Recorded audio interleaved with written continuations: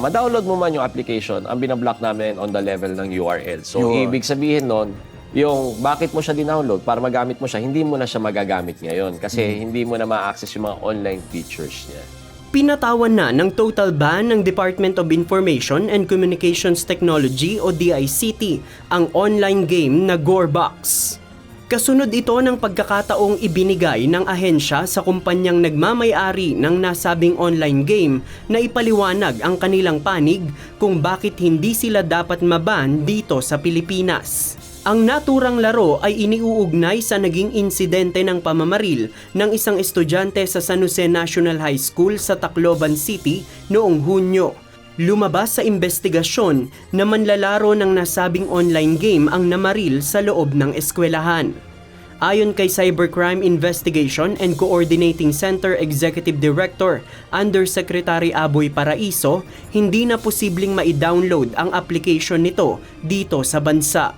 Prioridad anya ng gobyerno na pangalagaan ang kapakanan ng mga kabataan at mailayo sila sa mga marahas na online platform na maaaring makaimpluwensya sa kanila sa paggawa ng krimen. Bukas po kami sa pakikipag-usap, sa pakikipag-dialogue, sa pakikipag-koordinasyon at kooperasyon sa iba't ibang mga platforms. Gusto natin dito sila sa ating bansa, pero make sure that it's safe for Filipinos. Patuloy anyang nagbabantay ang DICT sa mga ganitong platform upang hindi makaimpluwensya sa mga kabataan.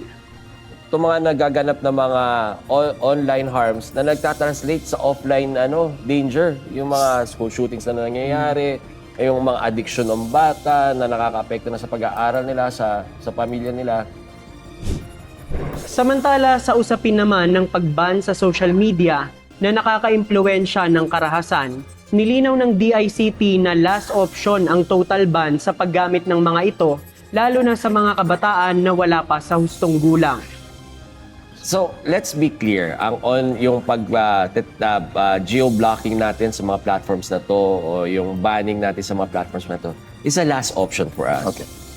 Bukas, August 27, may nakatakdang pakikipagpulong ang DICT sa social media giant na Meta o Facebook sa Singapore. Ayon kay Yusek Paraiso, kasama sa pulong sina DICT Secretary Henry Aguda, National Telecommunications Commission o NTC Commissioner Attorney Ella Blanca Lopez, National Bureau of Investigation Director Melvin Matibag at mga kinatawan mula sa Senado.